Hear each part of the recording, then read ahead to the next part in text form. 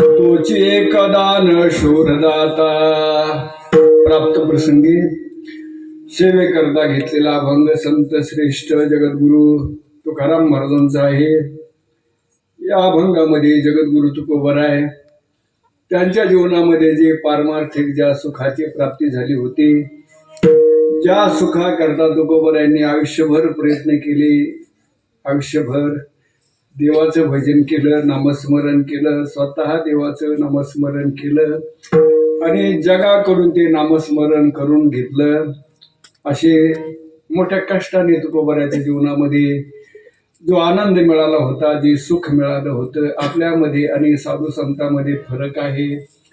आपल्याला जे सुख मिळतं किंवा आपल्या जीवनामध्ये ज्या सुखाच्या गोष्टी प्राप्त होतात, आपण फक्त त्याचा स्वतः करता किंवा आपल्या परिवाराकरता त्या गोष्टीचा उपयोग करतो. आपण जगाचा कधी विचार करीत नाही. आपलं भागलं बाद झालं, जगाचं काही काय होईना, आपल्याला काही देणं घेणं नाही. परंतु साधूचं जे अंतकरण आहे ते परोपकारी अंतकरण आहे. आपलं भागलं म्हणजे समाधान नाही, तर आपल्या बरोबर जगाचं कल्याण व्हायला पाहिजे. आपले कल्याण व्हायला पाहिजे, परंतु आपल्या बरोबर जगाचं कल्याण व्हायला पाहिजे. आणि त्याकरता यांनी ते सुख, ते पारमार्थ धन, त्यांना जे पारमार्थिक धन जीवनामध्ये प्राप्त झालं होतं, खरं धन म्हणजे पारमार्थ बरं का. पारमार्थ महाधन जोडी देवाचे चरण, व्यावहारिक धन हे नाशवा नाही, ते टिकणार नाही. खरं धन म्हणजे पारमार्थ धन आहे. आणि ते धन तुकोबरा सांगतात, मला जे मिळालं ते तुम्हाला देतो, तेच तुम्हाला वाटतो. मला जे मिळालं ना तेच तुम्हाला मी वाटत आहे. आणि त्याकरता तुम्हाला सुद्धा त्या धनाची गरज आहे. तुकोबराय म्हणतात, मला जे सुख मिळालं ना त्या सुखाची तुम्हा सर्वांना गरज आहे. तुम्ही आजपर्यंत त्या सुखाकरताच प्रयत्न करता नाही का.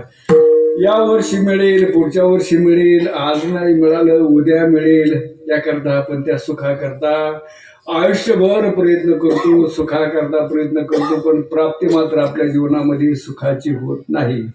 उलट प्रयत्न सुखाकरता आणि प्राप्ती मात्र आपल्या जीवनामध्ये दुःखाची झाल्याशिवाय राहत नाही. आणि तुकोबरा सांगतात, मला जे मिळालं ना खरं सुख ते तुम्हाला देतो आणि त्याकरता तुम्हाला वाटतोय. तुम्ही मात्र त्या सुखाकरता रानभरी होऊ नका, म्हणजे ते सुख शोधण्याकरता रानमाळ भटकू नका. तुम्हाला ते कुठेच मिळणार नाही बरं का. तुकोबरा सांगतात, मला जे मिळालं ना ते जगात तुम्ही कुठेही फिरलात ना ते तुम्हाला मिळणार नाही. ते फक्त माझ्याकडे आहे आणि तुम्हाला देण्याची माझी ताकद आहे, तुम्हाला देण्याचं माझं सामर्थ्य आहे.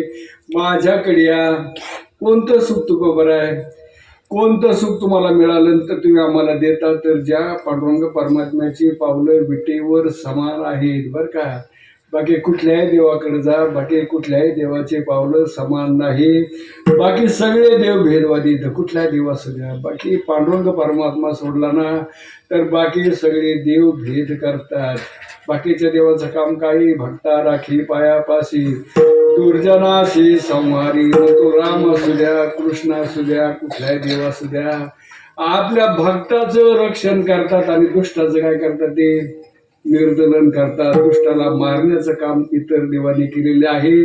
पण आमचा पांडुरंग परमात्मा असा आहे की तो दुष्टाचं सुद्धा कल्याण करतो. कोणी पण धर्म जा, सज्जन जा, दुर्जन जा, चांगले जा, वाईट जा. आता पंढरपूरला जाणारे काय सगळे चांगले लोक नसतात नाही का. तुम्ही दिंडीमध्ये बघताना अनेक तऱ्हाचे लोक असतात. त्या माऊलीच्या सोहळ्यामध्ये जा, तुम्ही कुठल्याही दिंड्यामध्ये जा, अनेक तऱ्हाचे लोक. काही चोऱ्या करायला जातात, काही नको त्या गोष्टी करायला जातात नाही का, काही व्यापार करायला जातात, काही धंदे करता जातात. कुठल्याही माध्यमातून तुम्ही पंढरला जातो, तुम्हाला सांगतात चोऱ्या करायला जा, नाही तर कुठल्या वाईट गोष्टी करण्याकरता जा. पण एकदा का तुम्ही पंढरीमध्ये गेलात आणि एकदा का त्या चंद्रभागेचं स्नान केलं, एकदा का त्या पुंडलिकरायाचं दर्शन केलं आणि पंढरीला प्रदक्षिणा करून एकदा का त्या पांडुरंगाच्या डोकं पायावर मस्तक ठेवलं ना, मग दर्शन हेळा मात्रे तया होय. आमचा पांडुरंग परमात्मा भेद करीत नाही. मूढ पापी जैसे तैसे उत्तरी काशी लावली. पापाचा उद्धार करतो, पुण्यवानाचा सुद्धा उद्धार करण्याची ताकद आमच्या भगवान पांडुरंगामध्ये आहे. म्हणून त्याची पावलं कशी, विटेवर ज्याची पाऊले समान, आणि तो दानशूर आहे. तोची एक दानशूर दाता. जगात खूप दानशूर लोक होऊन गेले, भौतिक पदार्थाचं दान देणारे नाही का. कर्णदानशूर झाला, अहिल्याबाई होळकर दानशूरबाई होऊन गेल्या. अनेक लोक जगामध्ये दानशूर झाले, परंतु त्यांनी भौतिक पदार्थाचं दान दिलं. पण मोक्षाचं दान देणारा एकमेव कोण आहे? पांडुरंग परमात्मा. तो दानशूराचा दाता आहे. दानशूरामध्ये तो सर्वश्रेष्ठ दानशूर आहे. आणि काय दान देतो तर तुमच्या मनातले सगळे संकल्प पूर्ण करतो. तुमच्या ज्या इच्छा असतील ना त्या सर्व पूर्ण करतो. देव तुम्हाला कधी नाराज करीत नाही. तुम्ही कुठल्याही गोष्टीच्या म्हणजे ध्यास घेऊन पंढरपूरला गेलात ना, त्या गोष्टी भगवान परमात्मा तुम्हाला देतो. पण त्याकरता तुम्हाला एक काम करावं लागेल. भगवान तुमच्या सगळ्या इच्छा पूर्ण करेल, पण तुम्हाला एक काम करायचं. कोणतं? त्या पांडुरंग परमात्म्याच्या पायावर आपली बुद्धी स्थिर करा. कारण जरी राहे बुद्धी, त्या पायावर तुम्ही बुद्धी स्थिर करा. आणि असं म्हटल्यानंतर तुकोबाराने विचारलं, महाराज सांगता कशाला हो तुम्ही हे? तुम्हाला कोणी विचारले का? एकाने तुकोबारांना विचारलं की महाराज आम्ही तुम्हाला काही विचारलं नाही, तुम्ही उगमोकार काहीतरी आम्हाला सांगता. आम्ही तुम्हाला विचारतो का? नाही तर उगाच एखाद्या चौकात उभं राहायचं नाही का. एखाद्या चौकात उभं राहायचं, लोकांना सांगायचं थांबा, हा रस्ता तिकडे अहिल्यानगरला जातो, हा रस्ता तिकडे बीडला जातो, हा संभाजीनगरला जातो, तो रस्ता पंढरपूरला जातो. अहो सांगता कशाला? तुम्ही कोण विचारते का? तुकोबरा मी तुम्हाला विचारलं काय? एखादा मार्ग म्हणा, काही म्हणा. तुकोबरा सांगतात तुम्ही मला विचारलं नाही. पण मी का सांगतो तर बाबांनो, हा मार्ग सांगण्याकरताच मी या जगामध्ये आलेलो आहे. आणि जो मार्ग सांगतो तो अवघड नाही सांगत. तुकोबरा म्हणतात मार्ग हा सोपा. नुसता सोपा तर आहेच, पण तो सुखाची प्राप्ती करून देणार आहे. मार्ग हा सोपा सुखरूप अशा प्रकारे या अभंगाचा सरळ असा अर्थ आहे. विठाला विठाला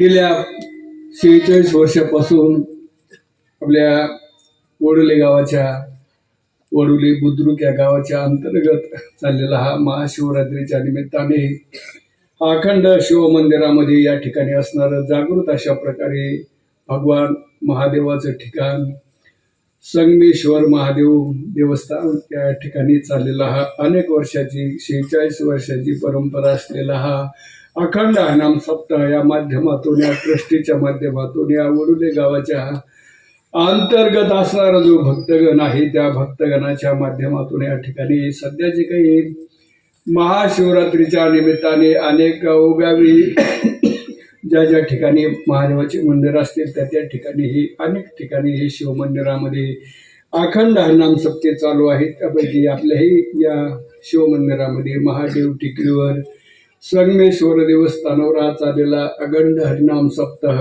गावापासून थोडं अंतरावर आहे, गावापासून थोडं लांब आहे, परंतु अतिशय भव्य स्वरूपामध्ये हा चाललेला अखंड हरिनाम सप्ताह. वस्ती लांब आहे, ठिकाण लांब आहे, तरी सुद्धा बऱ्यापैकी आपल्या सर्व भाविकांची या ठिकाणी उपस्थिती आहे. आपण बऱ्यापैकी त्या मानाने भरपूर अशा प्रकारे भाविकांची या ठिकाणी उपस्थिती आहे. टाळकरी सुद्धा फार गुणवणे पखवच्याबद्दल काय बोलावं हे नाही का. अतिशय गोड वाजवणारे आहेत, अनुभवातून ती पिकलेलं ज्ञान आहे असे मृदुंगाचार्य सुद्धा या ठिकाणी हजर आहेत. मध्ये गाणारे आताच चाल ऐकली, त्यामध्ये आमचे हरिभक्त परायण दगडू महाराज धस आहेत, बाकीचे सर्व टाळकरी आहेत. गोड चाल झाली, गाणारे गोड आहेत, वाजवणाराही गोड आहे, फक्त कीर्तनकार एवढा गोड नाही नाही का. विठाला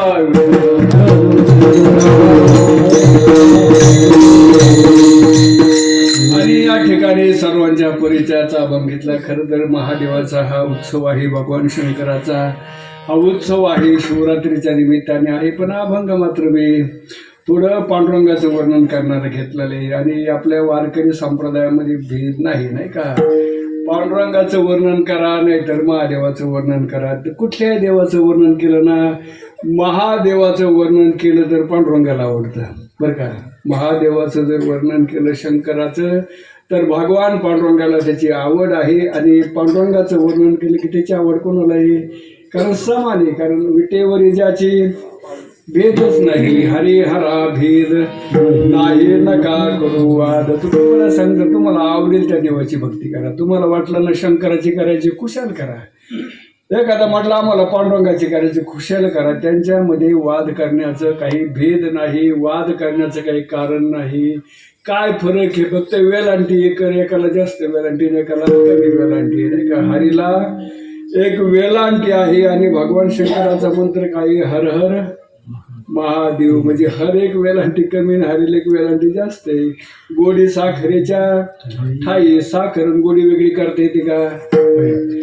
आता मला गुळ खायचा नाही, मला गुळ खायचं नाही कारण डायबिटीस आहे.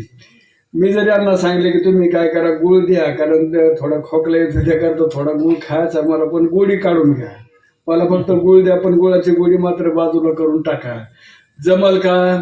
कारण गोडी साखरेच्या ठाई एक एकाचे हृदय, गोडी साखरेच्या ठाई शिवस्य हृदयम विष्णू, विष्णूश्य हृदयम शिव. नाही का. आपल्या वारकरी संप्रदायामध्ये आपण एक अभंग म्हणत असतो, आपलं एक भजन आहे बरं का. आपल्या वारकरी संप्रदायात भजन करी महादेव, भजन करी महादेव, भजन करी महादेव, भजन करी महादेव.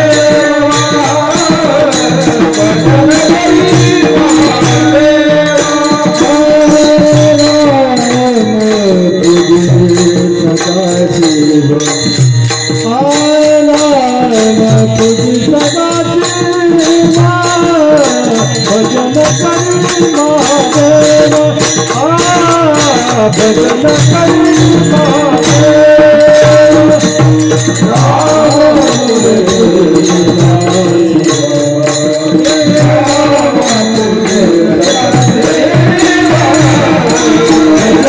करी महादेव, भजन करी महादेव.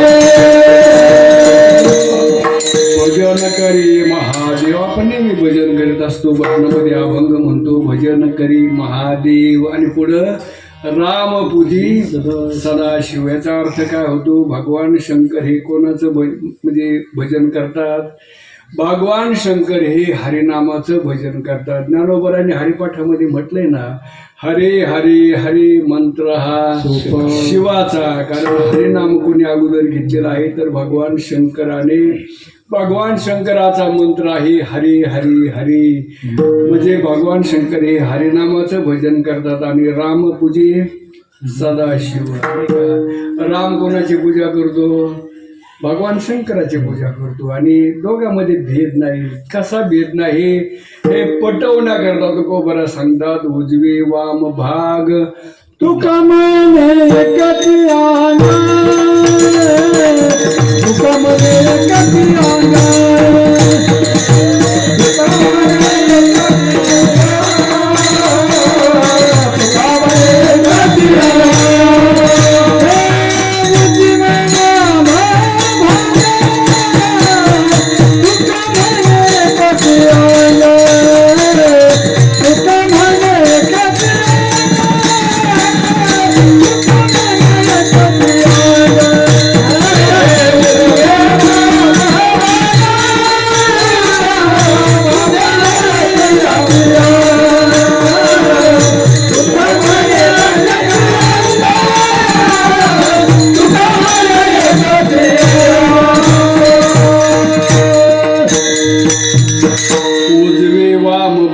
तुका म्हणे एकची अंग. तुका बरं दृष्टांत देतात की माणसाचं डाव अंग असतं आणि माणसाचं उजवं अंग असतं. डाव हात माझा आहे, उजवा काय दुसऱ्याच आहे का.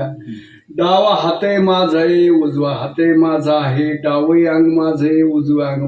माणूस एक असतो पण त्याचे अंग वेगळे असतात बरं का. एक जुन्या काळातली गमतीची गोष्ट सांगतात. जुन्या काळामध्ये साधू संताला अंग दाबून घेण्याची सवय असायची बरं का. जुन्या काळामध्ये माणसं सेवा करणारे होती आणि साधूला त्या काही काही गोष्टीची सवय लागली होती अंग दाबून घेण्याची. वैकुंठवासी सद्गुरू वामन भाऊ महाराज कुठल्या गावाला गेले ना, कुठल्या गावाला गेले की लोक म्हणजे बाबा अंग दाबून द्या, नाही का.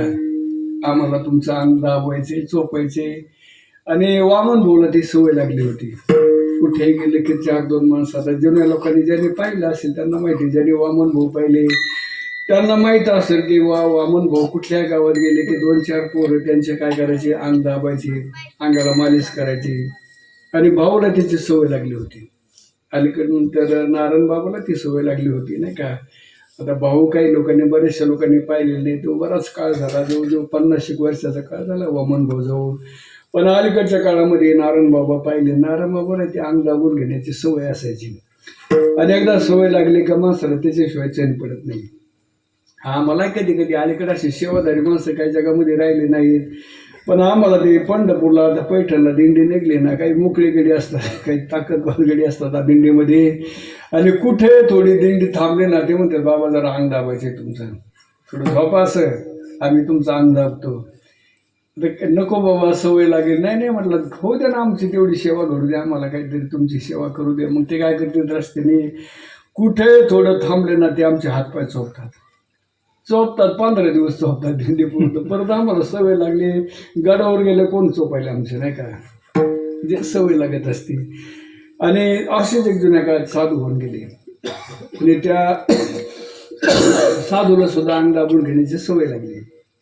कुठेही महाराज गेले ना, पोरो अंग दाबा, पोरो अंग दाबा. कोणत्या गावाला गेले की महाराज काय करायचे, पोरो अंग दाबा, पाय दाबा, हात दाबा, डोकं दाबा. पण ते लोक त्या एवढे काय ते भाऊ बाबासारखे मोठे प्रसिद्ध महाराज नव्हते, ते आपले सामान्य महाराज होते, गावठी महाराज होते. लोक त्यांचा हातपाय दाबाला कंटाळा करायचे. मोठ्या खऱ्या साधूचे लोक मनाने सेवा करतात, पण उगाच कोणी माझे दाबा हातपाय तर कोण दाबायला मोकळे. लोक कंटाळा करायचे. महाराजांना सवय लागली होती हात दाबून घेण्याची. मग त्या महाराजांनी थोडी एक डोकं चालवलं, तर आपलं तर हातपाय दाबल्याशिवाय जमत नाही. मग त्यापेक्षा त्यांनी महाराजांनी काय केलं, 2 शिष्य ठेवले. कशा करता, शिष्य म्हणजे न पगार देऊन बरं का, 2 पगार देऊन शिष्य ठेवले. आणि ते 2 शिष्य नौकर, त्यांना पगार असल्यामुळं महाराज सांगायचे हातपाय दाबत येतात, कारण पगार मिळत होता. ते काय फुकट दाबीत नव्हते. पगाराशिवाय कोण काम करते फुकट नाही का. त्या महाराजांनी 2 शिष्य हाताखाली ठेवले. आणि पण त्या शिष्यामध्ये वाद लागला बरं का. त्या शिष्यामध्ये वाद लागला की मला जास्त हातपाय दाबावं लागतात, हा जरा चुकारपणा करतो. एक म्हटलं मग बाबा मला जास्त ताण पडतोय, हा टुकार माणूस आहे, हा काय तुमचं एवढं अंग दाबीत नाही, मलाच त्रास होतो. महाराज म्हटले पोरं वाद नका करू, भांडण करीत बसू नका. त्यापेक्षा असं करा, एक जण डाव अंग दाबीचा आणि एक जण उजवा दाबा, मग तुमच्यात काय वाद होणार नाही. नाही काय, जरी डाव अंग घेतो तो महाराजांचा डावा पाय दाबायचा, डावा हात दाबायचा. डोकं जर दुखायला लागलं ना बरं का, डोकं जर महाराजाचं दुखायला लागलं, महाराज म्हटले ना डोकं दाबतं, अगदी नाकाच्या रेषेच्या इकडेच बरं का, थोडं इकडं सरकत नसेल, अर्धं डोकं दाबायचं. आणि ज्याने उजवं घेतो तो फक्त महाराजांची उजवी बाजू दाबायचा. सेवा सुरू झाली. पण एक दिवशी काय झालं, होत असतं बाबा, थोडे लेकर असते तर थोडं होणार. त्याच्याशिवाय कीर्तन आहे का भाई, लेकरा बाळाशिवाय कीर्तन नाही. 7 ते 9 कीर्तन याच्याकरताच असतो बरं का. कारण ज्यांच्याकरता आपल्याला सप्ते करायचे ना, आता या वयोवृद्ध माणसाकरता काय सप्ते करायची गरज आहे, यांच्यात काय परिवर्तन होणार आहे भाई. परिवर्तन महाराज कोणामध्ये व्हायला पाहिजे, त्या तरुण पिढीकडे, लहान लेकराकडे. आणि ते जमले मग थोडं सहन करावं लागतं नाही का. थोडं पोरं उठत असतात, कोणी बोलत असतं, कोणी बडबड करतं, थोडं सहन करा. सहन करायला शिका. सध्या सहन केलं तर बरं, नाही तर पुढे अवघड बरं का. सहन करा, नाही ते पोरं पुढे तुम्हाला भविष्यात ना काय करतं काय सांगता येत नाही. पोराच्या नादी लागू नका. चांगले पोरं तिथं अगदी शांत बसले, नाही तर काय काय गावात गेलं का पोराच्या धिंगाणा त्यांनाच आवरायला 2-4 पेटी ठेवावं लागतात. शांत मुलं इथं. मी काय सांगत होतो की दोघांतून अंग घेतले, आता जास्त काही लागत नाही. एक डाव अंग दाबायचा, एक उजवा दाबायचा. पण एक दिवशी काय झालं, उजव्या अंगाचा जो शिष्य होता ना त्याला घरून फोन आला, बाबा तुझे वडील आजारी पडलीत, लवकर घरी ये. नाही तर लवकर नाही आलं तर वडिलाची तुझी भेट होण्याची काही शक्यता नाही, कधी जातील काय सांगता येत नाही. अगदी घटकेवर आलेले आहेत, अन्न पाणी बंद केलेलं आहे, लवकर तुझ्या वडिलाची भेट करते. असं 2 शिष्यापैकी एका शिष्याच्या घरून फोन आला, किंवा त्या काळात फोन नसतील तर निरोप आला. आणि त्यामुळं ते सांगितलं, गुरु महाराज माझे वडील जास्त आजारी, तर घटकाम असतात, कधी जातील काय सांगता येत नाही, मला घरी जावं लागेल. महाराज म्हटले जा बाबा, आता करतो काय. तो गावी गेला आपल्या वडिलांना भेटण्याकरता. मग त्या डाव्या अंगाच्या शिष्याने काय केलं, त्याचं काम केलं. त्यांनी काय काम केलं असेल होय पकवाजी महाराज, त्यांनी डावच अंग दाबला, डावाच पाय दाबला, डावाच हात दाबला, डोकं फक्त डावीच. महाराज म्हटलं थोडं इकडं सरक, थोडं थोडं नाही नाकाच्या रेषेच्या बरोबर दाबल्यावर का थोडं एक तुम्हाला अजिबात जमणार नाही. ते माझं नाही, ते कोणाचं आहे त्याचंही. मी ते उजवं डोकं सुद्धा दाबणार नाही. अरे पाय दाबतो म्हटला मुळीच जमणार नाही. बरं पगार देऊन जर असं बोलला होय पकोजे बाबा, पगार देऊन जर एखादा म्हटलं मी फक्त एवढंच करेल तेवढं करणार नाही. अरे तुला पगार देतो, तू काय फुकट दाबतो का? थोडं सरक ना उजव्या बाजूला, दाब ना उजतो म्हटलं अजिबात जमणार नाही. काय करायचं ते करा, मी फक्त काय करणार, मी पगार देता फक्त डाव्या बाजूचा, मला काय उजव्या बाजूचा पगार देतो मी अजिबात दाबणार नाही. तर लागलं बरं का. मग असं केलं राग येईन का नाही होय. आणि राग साधू जरी असला ना मग कधी कधी शिवाय देतात बरं का महाराज. बरं का तुम्ही म्हणाल महाराज कुठे शिवाय देत असतात का होय, महाराजांनी कुठे शिवाय दिल्यात का? तुम्हाला शिव्या बघायच्या ना महाराजांच्या साधूच्या, तुम्ही तुकाराम महाराजांचा गाथा वाचून बघायला मग कळ तुम्हाला कशा शिव्या आहेत गाथ्यामध्ये. तुम्हाला अजून गाथ्याचं पारण केलं नसेल तर एकदा करून बघा काय शिव्या असतात. नाही तुम्हाला पाहायला मिळेल. काही काही शिव्या अशा आहेत बरं का, काही कीर्तनामध्ये म्हणता येतात पण काही काही शिव्या अशा आहेत गाथ्यामध्ये की ते कीर्तनामध्ये प्रमाण सुद्धा म्हणून जर प्रमाण म्हणून जरी म्हटलं ना तर लोक मारतात का चढून बाहेर काढतील. अशा शिव्या येतात. एक आपण म्हणत असतो किती सांगू तरी हे जरा सोपं, एवढं काही अवघड नाही का. पण काही काही अभंग असे कधी म्हणता येणार नाही. अशा शिव्या देतात कधी कधी संत. वामन भाऊ कधी कधी शिव्या द्यायची. नारायण बाबांनी सुद्धा शिव्या दिले तुम्ही ऐकले असतील नाही काय. रागाच्या भरामध्ये कधी आला ना राग तर बोलून जायचे काही काही.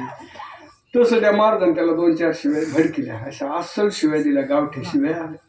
आणि शिव्या दिलो त्याला आला राग. कोणाचा? महाराजाचा. ओ बाबा गप्पा ना, नाही तर तुम्ही इकडे येऊन बसावर निवांत इकडे. काय ते लेकर काय करते.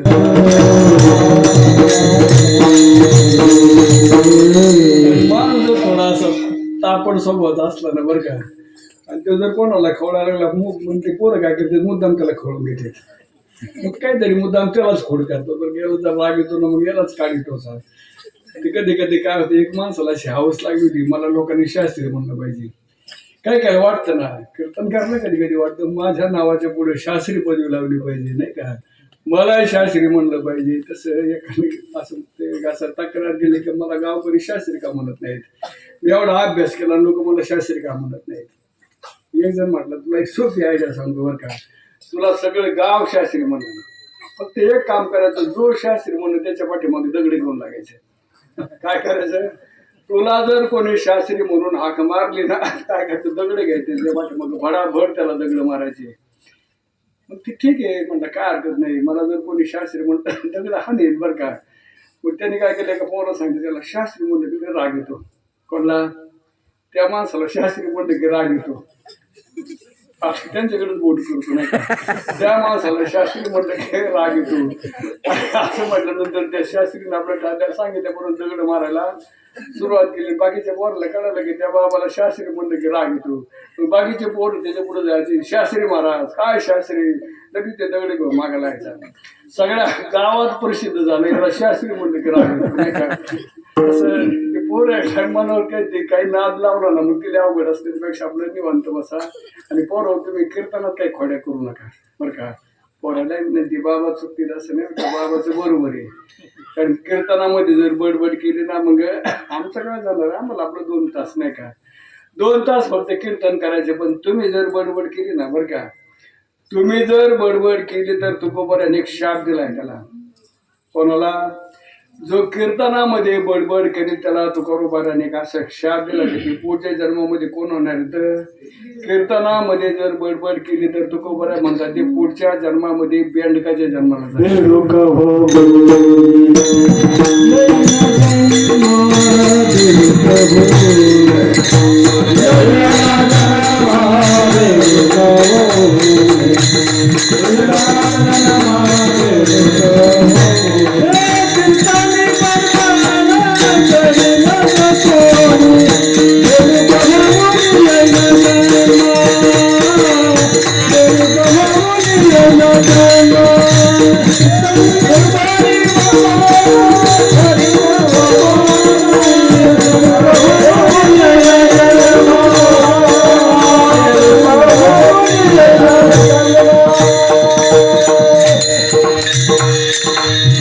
तुकोबाराय म्हणतात कीर्तनी बडबड करील जो कुणी मग बेडूक होऊन येईल जन्मा जर कीर्तनात बडबड केली तर तू बरोबर आहे म्हणा पुढच्या जन्मात ते कोण होणार तर बेंडकुळे व्हायचे बरं का व्हायचं का बेंडकुळे बरोबर होय बेंडकोळा व्हायचा असलं तर करा बडबड पुढच्या जन्म तुम्हाला माणसाचा नाही मिळायचं मग कोणता मिळेल बेंडकोळ्याचा तुकोबराचे शब्द खोटे होते का या जगामध्ये तुकोबरा किंवा एखादा खरा संत जर बोलून गेला ना तर त्या संताचा शब्द कधी खोटा होत नाही तुकोबरा जर म्हटले असते ना एखाद्या दिवशी पोरो आजचा सूर्य पश्चिमेला उगणार आहे तर सूर्याच्या बापाला पश्चिमेला उगावं लागलं असतं संताच्या शब्दामध्ये ताकद आहे असं मी एक गोष्ट सांगत होतो दोन शिष्याची एक गावाकडे गेला एकाने डाव वांगे घेतलं होतं एकाने उजवं घेतलं होतं ते पोरग अजून त्या गावाकडे बघते बघा त्याला उठून तिकडे बाहेर लावून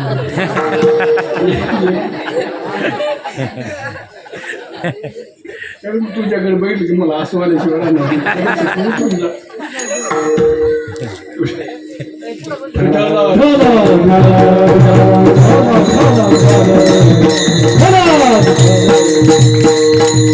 थोडा राग आला उजवं दाबा आणि त्यांनी रागामध्ये असं रगडून काढलं की उजव्या अंगाची त्यांनी काय केली सगळी कातडी काढली बरं का सगळं जखम झाले उजव्या अंगाला रागाच्या भरामध्ये महाराजांनी शिवाय दिल्या ना मग त्या महाराजांची खोड मोडायची म्हटला आणि असं उजवं अंग रगडून काढलं की उजव्या अंगाची त्यांनी सगळी कातडी काढली 2-4 दिवसांनी उजव्या अंगाचा शिष्य आला त्याने बघितलं सगळ्या उजव्या बाजूला उजव्या पायाला जखमा झाल्या डोक्याच्या उजव्या बाजूला जखमा झाल्यात खापले आल्यात काही ठिकाणी तो म्हटला गुरु महाराज माझ्या उजव्या अंगाची कोणी अशी दुर्दशा केली मी गेलो तेव्हा उजवं अंग चांगलं होतं फक्त उजवच अंगाला जखमा का झाल्या डाव्या अंगाला कशा काय जखमा नाही झाल्या काय बनगडी तर गुरु महाराजांनी खरं सांगितलं बाबा तुझ्या गुरुबंधूचा तो पराक्रमी त्याला म्हणलं बाबा उजवं अंग दाब तो दाबेना म्हणून मी त्याला शिव्या दिल्या त्याने असं उजवं अंग रगडून काढलं की सगळ्या उजव्या अंगाची त्यांनी कातडी काढली बाबा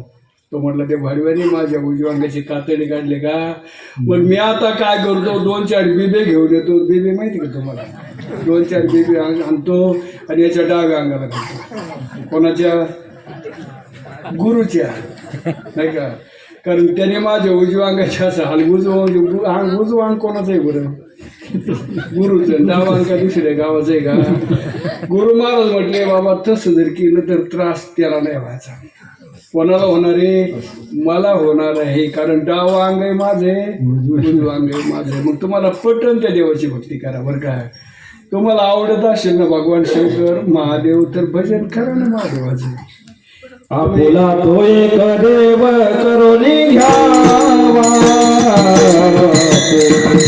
तो एक देव करून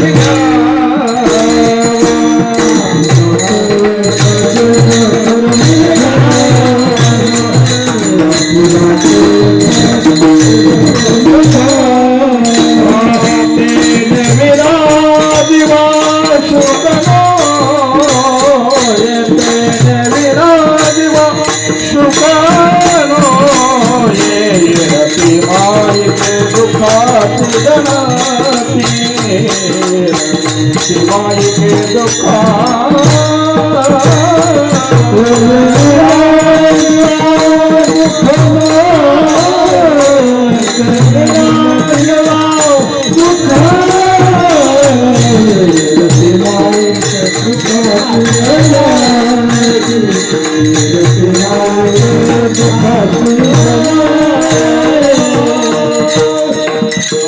तो एक देव करून घ्यावा तिने विना जीवा सुख नोहे कारण तुम्ही जो आवडेल तो देवाची भक्ती करा महादेवाची करा विठ्ठलाची करा दत्ताची करा तुम्हाला जर जगदंबा माता आवडत असेल तिची भक्ती करा काय फक्त भेद करू नका बरं का तुम्हाला ज्या देवाची भक्ती आवडेल त्या देवाची करा पांडुरंगाची करा नाही तर महादेवाची करा तुम्हाला माहिती आहे का दोघाच साम्य बरं का किती साम्य तुम्ही पांडुरंगाची मूर्ती बघितली का पांडुरंगाची मूर्ती आता कधी आपल्याला बघायला मिळणार आहे इथं दर्शन घेणंच लय अवघड आहे नाही का 4-5 तास बारीला उभं राहून कधी जर मंदिरामध्ये प्रवेश मिळाला पांडुरंगाच्या समोर गेलं जाण्याचा योग आला कशाची मूर्ती बघते ते आता ते इतकं अवघड आहे बरं का. एकतर अशी गचांडी मारतात बरं का, देवाच्या पायाला हातही नाही लावून देत, अशी गचांडी मारतात की 2-4 तास 2-4 फूट माणूस होरगडून खाली पडतो.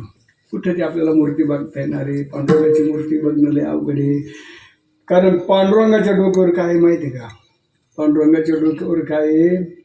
महादेवाची पिंड आहे. जो पंढरीमध्ये आपला पंढरीनाथ परमात्मा आहे ना, त्या पंढरीनाथ परमात्म्याच्या इथं जशी शिवमंदिरामध्ये महादेवाची पिंड आहे ना, तसं पांडुरंगाच्या डोक्यावर सुद्धा काय महादेवाची पिंड आहे. म्हणजे ज्या विठ्ठलाने पांडुरंगाला आपल्या डोक्यावर घेतले, कुठं डोक्यावर घेतले, त्यामुळं विठ्ठलाची भक्ती करा नाही तर महादेवाची भक्ती करा.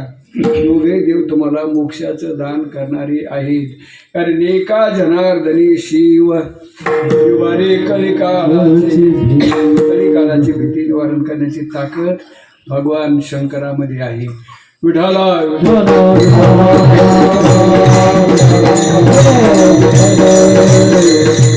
तसे हे भगवान शंकराचं महादेव टेकडी आहे, संगमेश्वर देवस्थान आहे, महादेवाचं पवित्र असं स्थान आहे. आणि या स्थानावर चाललेला हा गेल्या 46 वर्षापासून हा भव्य दिव्य अशा प्रकारचा अखंड हरिनाम सप्ताह, शिवनाम सप्ताह आपण मोठ्या भक्ती भावाने करतो. आणि या सप्ताहाला अनेक साधू संतांचा आशीर्वाद, या ठिकाणी भरपूर अशा प्रकारे संतांची यादी आहे. तुकाराम बाबा आहेत, त्याचप्रमाणे कारभारी बाबा आहेत, नारायण बाबा विदाटे आहेत, नारायण बाबा काळे आहेत, बाळकृष्ण महाराज ढगे शास्त्री आहेत. अशा अनेक साधू संतांचे आशीर्वाद आहेत. त्याचप्रमाणे आपल्या सर्वांच्या प्रेमाचे, अतिशय दिलदार स्वभावाचे, अतिशय गोड कीर्तन, आणि ज्यांच्या कीर्तनामध्ये कीर्तन कधी संपलं हे सुद्धा कळत नाही बरं का. असे एक आपल्या वडोले गावचे एक साधू आहेत, असे एक वारकरी आहेत. वारकरी साधू हरिभक्तपरायण उद्धव महाराज सबलस यांच्या प्रेरणेने, त्याचप्रमाणे हरिभक्तपरायण त्या उद्धव महाराजांचे चिरंजीव असणारे ज्ञानेश्वर महाराज सबलस यांच्या कुशल अशा मार्गदर्शनाखाली आणि काशीनाथ बाबा यांच्या 16व्या पुण्यतिथीच्या निमित्ताने या ठिकाणी हा महाशिवरात्री निमित्त भव्य दिव्य अशा प्रकारचा हा अखंड हरिनाम सप्ताह, आणि या सप्ताहामधली आजची 3ऱ्या दिवसाची सेवा करण्याचा योग हरिभक्तपरायण ज्ञानेश्वर महाराज सबलस यांच्या माध्यमातून या ठिकाणी हा सेवा करण्याचा योग आलेला आहे. आणि सेवा करीत असताना आपल्या सर्वांच्या परिचयाचा सोपा आणि अतिशय गोड नाही काय काय काय अभंग परिचय करून सांगावे लागतात. अभंग कीर्तनाला घेतला की येतो कोबरे याच्यामध्ये असं सांगतात, या अभंग असा आहे तसा आहे, पण काही काही अभंगाचा परिचय करून देण्याची गरज पडत नाही. नाही का, काही काही गावामध्ये जर एखादा अभंग कीर्तनाकरता घेतला ना, मग ते टाळकरीच्या पाठ नसतो. मग काय करा, लगेच टाळकरी मोबाईल काढतात. नाही का, काय काय सोपा अभंग घेतला तरी काय काय ठिकाणी टाळकरी लगेच सुंदर ते ध्याने वाविटीवर अभंग घेतला होता ना, की तरी सुद्धा टाळकरीचे पाठ नाही का. असे काय टाळकरी असतात का? होय.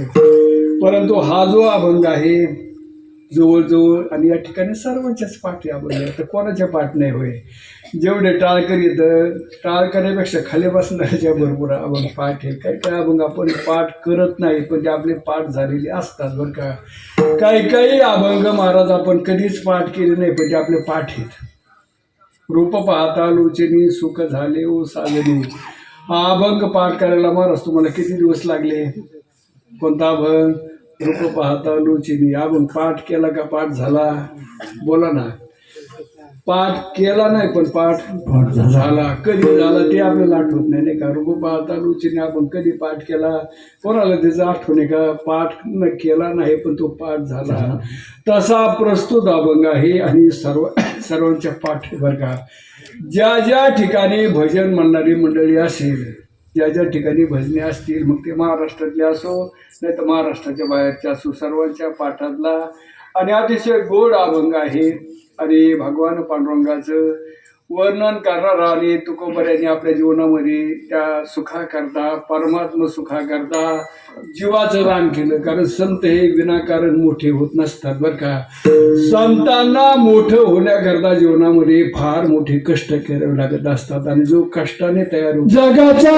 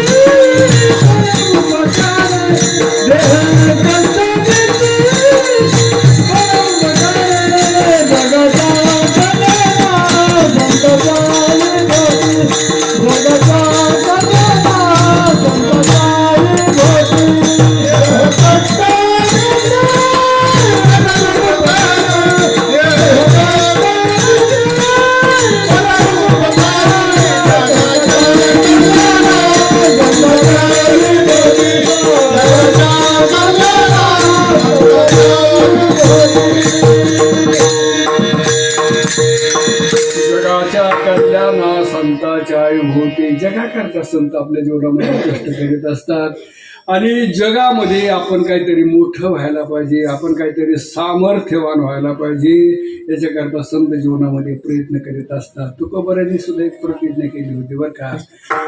काय प्रतिज्ञा केली होती? आपण करतो तशी नाही बरं का. आपण कधी कधी प्रतिज्ञा करतो, आमक्यातल्या गावातून उठून लावल्याशिवाय राहणार नाही, आपण फलाण्याला गावातून उठून लावल्याशिवाय राहणार नाही, त्याचं मी वाटोळ केल्याशिवाय, अशा आपल्या प्रतिज्ञा असताना दुसऱ्याचा घात करण्याकरता आपण कधी कधी प्रतिज्ञा करतो. तशी तुकोबराची प्रतिज्ञा नव्हती. तुकोबराची प्रतिज्ञा काय होती तर तुकोबरा सांगतात, जगामध्ये मी इतका मोठा होईल. तुकोबरा म्हणतात बरं का, जगामध्ये मी इतका मोठा होईल की माझ्याकडे लोकांनी पाहिलं की धन्य म्हणावे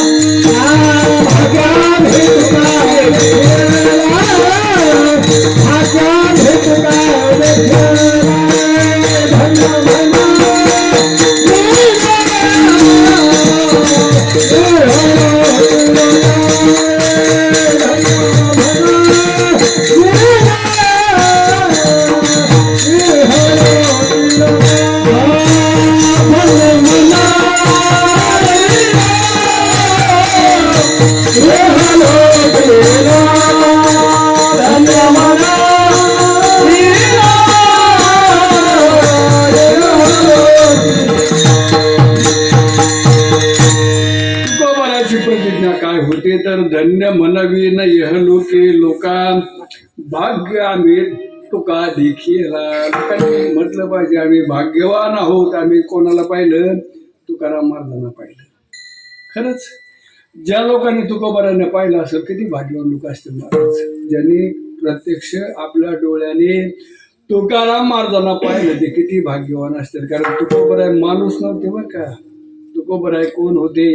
म्हणे रामेश्वर भट्ट दुजा, तुका विष्णू नाही दुजा. त्या लोकांनी असे संत कळाले नाही बरं का. त्या काळामध्ये संत कळाले नाही. ज्ञानोबराय त्या काळामध्ये आळंदीकराला कळाले नाहीत, कारण ज्ञानोबराय माणूस नव्हते बरं का. ज्ञानोबराय कोण होते? त्यांची आरती म्हणतो ना आपण, लोपले ज्ञान जगी ही तने नदी कोणी काय अवतार पांडुरंग ज्ञान. ज्ञानोबराय माणूस नव्हते, अवतार पांडुरंग, प्रत्यक्ष भगवान पांडुरंगाचे अवतार होते किंवा महाविष्णूचा अवतार. सखा माझा ज्ञानेश्वर म्हणजे तुकोबराय सांगतात मी इतका मोठा होईल की मला पाहिले की लोकांनी हात जोडले पाहिजेत, इतका मोठा होईल. तुकोबराय म्हणतात धन्य मनवी नाही हलोके लोका. अशी क्रांती केली तुकोबरायांनी, पुरुषार्थ केला. एवढी क्रांती केली तुकोबरायांनी की आज 400 वर्ष झाली त्यांना वैकुंठाला जाऊन. आज 400 वर्ष झाली पण तुकोबराची कीर्ती कमी होत चालली का वाढत चालली? गेले दिगंबरा विश्वरा विभूती, गेले दिगंबरा ईश्वरावी बोलती राहिल्या त्या कीर्ती जगमाने राहिल्या त्या कीर्ती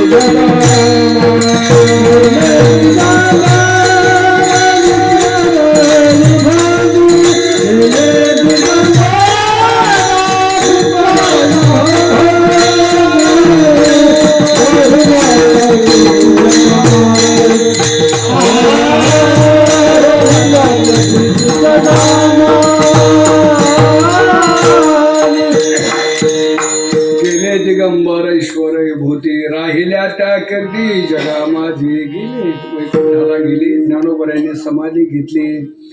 समाधी घेऊन 700 वर्ष होऊन गेली. किती वर्ष झाली? 728 29 वर्ष झाली ज्ञानोबरायांना समाधी घेऊन. 700 वर्षाचा कालावधी झाला, थोडे दिवस नाही झाले. आणि 700 वर्षे होऊन झाली तरी त्यांची कीर्ती कमी होण्याच्या ऐवजी काय झाले? वाढ चराचरी कीर्ती जाते चराचरी कीर्ती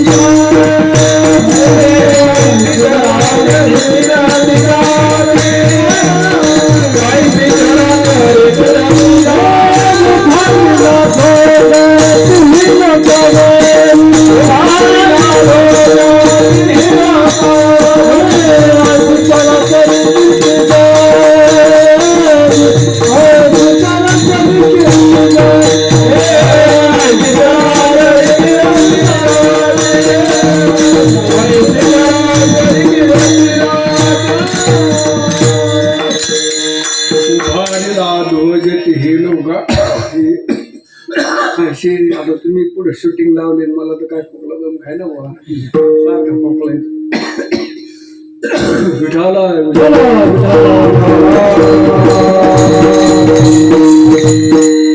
700 वर्ष झाली आणि 700 वर्ष होऊन सुद्धा आपल्या लक्षात येतं. मी काय तुम्हाला जास्त मोठा प्रश्न विचारित नाही, तुम्हाला तुमच्या शेवगाव तालुक्याचा प्रश्न विचारित नाही, तुम्हाला तुमच्या नगर जिल्ह्याचा प्रश्न नाही, फक्त तुमच्या जे वडुले गावाचा बरं का. तुम्ही जे गावचे असतात त्या गावापुरता मर्यादित प्रश्न विचारतो आणि प्रश्न अवघड नाही, लय सोपा प्रश्न विचारतो. फक्त उत्तर मला योग्य द्या बरं का. उत्तर नाही चुकलं पाहिजे. खरं जर उत्तर दिलं ना, सोपा प्रश्न आहे आणि योग्य जर खरं उत्तर दिलं ना तर ह्या जागेवर कुठं ह्या जागेवर तुम्हाला 10,000 रुपये बक्षीस देतो. लगेच रोख बरं का. आणि एका शब्दातच उत्तर द्या, जास्त काही लांबलचक प्रश्न नाही. तुमच्या गावापुरताच प्रश्न आहे, फक्त एवढाच प्रश्न आहे की तुमच्या गावामध्ये 700 वर्षात नाही बरं का, फक्त 7 वर्षात किती मेले तर किती माणसं मेले तर मला यादी द्या. 10 वर्षाचं नाही, 20 वर्षाचं नाही, किती. फक्त तुमचं काय लय मोठं शहर नाही गाव, छोटं खेड आहे. तुमच्या सामान्य खेड्यामध्ये 7 वर्षात किती माणसं मेले मला फक्त या बिनचूक यादी द्या. 10,000 रुपये लगेच बक्षीस घ्या, लगेच एका मिनिटाच्या आत तुम्हाला बक्षीस देतो. खिशात येतं पडलं आमच्या दगडू मारचं कोण बघा, प्रयत्न करून बघा. नाही सांगता यायचं. एक जर चुकलं तर मग 20,000 द्यावं लागतील. एक जरी कमी किंवा जास्त झालं तर मग तुम्हाला किती द्यावं लागतील बघा, प्रयत्न करून. नाही जमणार. 7च वर्षात किती मेले तुमच्या गावात तुम्हाला सांगता येणार नाही. पण ज्ञानोबरायांना समाधी घेऊन 700 वर्ष होऊन गेले. कीर्ती कमी होत चालली का वाढत झाली? वाढत चालली. या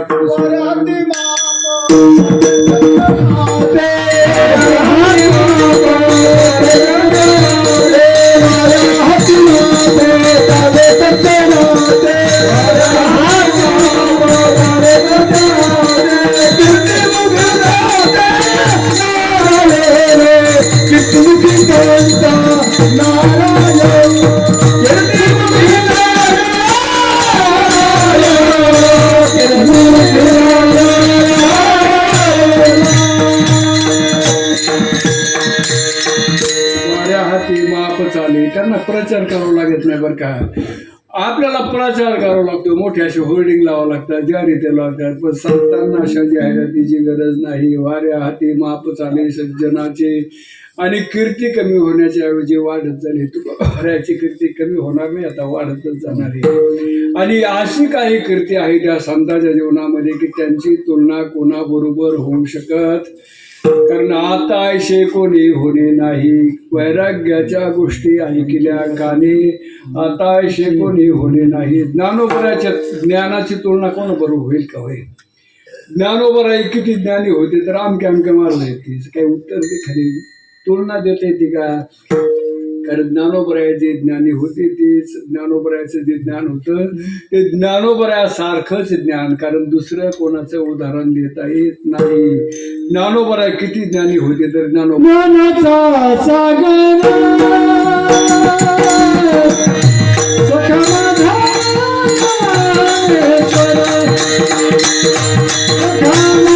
माझा ज्ञानेश्वर,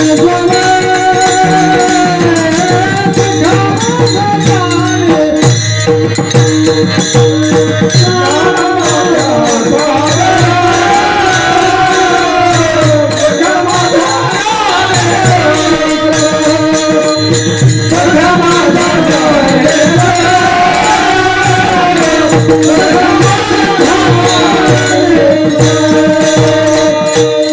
ज्ञानाचा सागर सखा माझा ज्ञानेश्वर. किती ज्ञान होतं तर जनाबाईने त्यांना ज्ञानाचा सागर म्हटलेलं आहे, समुद्र म्हटलेलं आहे. तुकोबरायांनी ज्ञानियांचा राजा म्हटलेले, ज्ञानियांचा राजा गुरु महाराव. आणि एकनाथ महाराजांनी ज्ञानियांचा शिरोमणी म्हटलेले आहे, ज्ञानियांचा शिरोमणी. म्हणजे ज्ञानोबरायासारखा ज्ञानी परत जगात कोणी होणार? नामदेवरायासारखा भगवंतावर प्रेम करणारा दुसरा साधू परत आता नाही होणार बरं का. प्रत्यक्ष भगवान पांडुरंगाच्या मूर्तीला जेवायला लावलं, मूर्तीला बरं का. शबरी मातेसमोर कमीत कमी राम स्वतः होते, पण नामदेवरायाने पांडुरंगाच्या मूर्तीला नैवेद्य हातीचा नामदेवरायासारखा भगवंतावर प्रेम करणारा साधू परत आता जगात होणार. आणि गुरुनिष्ठा म्हटलं ना, गुरुवर निष्ठा, गुरुवर प्रेम करणारा साधू म्हटलं का निळोबरायाची तुलना कुणाबरोबर? 21 दिवस अन्न पाण्याचा त्याग करून तुकोबरायांना गेलेले वैकुंठाहून खाली आणलं. गुरुनिष्ठा बघायची असेल तर निळोबरायाकडे. शांत स्वभावाचा साधू बघायचा असेल ना, शांत स्वभावाचा साधू कोण आहे? फक्त शांती ब्रह्मश्री एकनाथ महाराज. एकनाथ महाराजांना शांती ब्रह्म म्हणतात. अलीकडे आम्हाला शांती ब्रह्म म्हणायला लागले लोक, कोणालाही फुकून देतात. लोकांचं काय बापाचं त्याने, आम्हाला काय लोक शांती ब्रह्म म्हणतात. मी सांगत असतो मला नका म्हणू, मला तुम्ही शांती ब्रह्म म्हणू नका. तुम्हाला लय म्हणायची हौस आहे ना, लयच मला शांती ब्रह्म म्हणा वाटतं ना. फक्त एक काम करा, एकच काम करा, काही अवघड काम सांगत नाही. फक्त एकदा माझ्या अंगावर थुंकून बघा, मी किती शांत स्वभावाचा. थुंकणारच थोबाड नाही ठेवायचं तरी आम्हाला शांती ब्रह्म म्हणतात. खरं शांत स्वभावाचा साधू कोण? शांती ब्रह्म एकनाथ महाराज. आयुष्यात राग नाही आला, त्यांची तुलना कोणाबरोबर होऊ शकत नाही. आणि वैराग्य म्हटलं ना, वैराग्य म्हटलं ना, धगधगीत ज्वाळ अग्नी जैसा, असं वैराग्य बघायचं ना. मग जगद्गुरु तुकोबरायाकडे बघावं लागेल. अरे प्रत्यक्ष महाराष्ट्राचे राजे त्या काळामध्ये बरं का, प्रत्यक्ष महाराष्ट्राचे राजे छत्रपती शिवाजी महाराज, त्यांना कळालं की तुकोबरायाचं काय झालंय. दिवाळी निघालं, बरे झाले देवा निघाले दिवाळी, बरे बऱ्या दुष्काळी पिढा केली. तुकोबरायांना काहीतरी मदत करण्यासाठी मिळावी, कारण दुष्काळी हाकेला द्रव्य नेला मान, श्री एका अन्न करता मेली. दुष्काळ लोकांना अन्न मिळाला, तुकोबराची बायको अन्न वाचून गेली. आज आपण त्यांच्या नावाचा जय जयकार करतो. परंतु बाबा तुम्ही इकडे बघा ना, तुम्ही तिकडे ना, तुम्ही तुमच्यामुळे माझ्या कीर्तनाचा बोरे झालाय सगळा. फक्त कीर्तनाकडे बघा, तुमच्याकडे बघितले पण टव करून घे तुमच्याकडे.